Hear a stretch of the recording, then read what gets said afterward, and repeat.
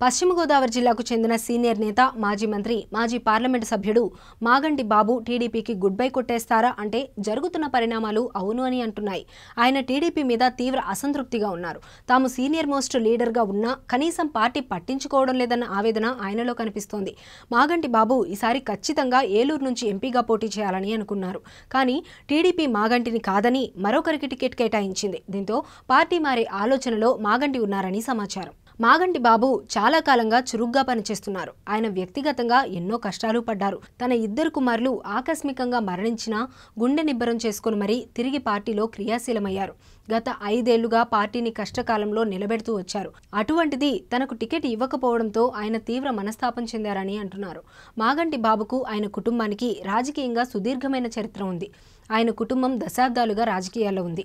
మాగంటి రవీంద్రనాథ్ చౌదరి, ఆయన తల్లి మాగంటి లక్ష్మీదేవి ఇద్దరు రాష్ట్ర మంత్రులుగా పనిచేశారు. మాగంటి బాబు కూడా రాష్ట్ర మంత్రిగా వైఎస్ఆర్ కేబినెట్లో పనిచేశారు. ఆయన 1998లో తొలిసారి ఏలూరు నుంచి ఎంపీగా గెలిచారు. ఆ తర్వాత ఆయన మళ్లీ 2014లో మరోసారి ఎంపీగా గెలిచారు. ఈ మధ్యలో ఆయన 2004 నుంచి 2009 వరకు మంత్రిగా ఉమ్మడి ఏపీలో పనిచేశారు. ఆయన తండ్రి నాటి నుంచి ఏలూరు పార్లమెంట్ నియోజకవర్గం వారి చేతుల్లోనే ఉంది.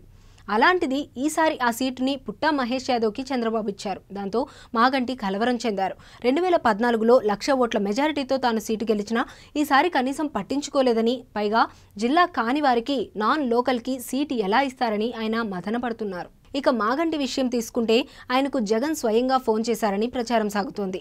వైఎస్ఆర్కి ఇష్టమైన నేతగా మాగంటి ఉండేవారు. ఇప్పుడు జగన్ ఆయన్ని వైసీపీలోకి ఆహ్వానిస్తున్నారు.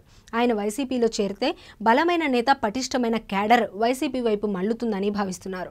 మధ్యవర్తులు లేకుండా ఏకంగా జగన్ ఆయనకు ఫోన్ కాల్ చేశారు అని అంటున్నారు. దాంతో మాగంటి వైసీపీలో చేరాలని నిర్ణయించుకున్నారని టాక్.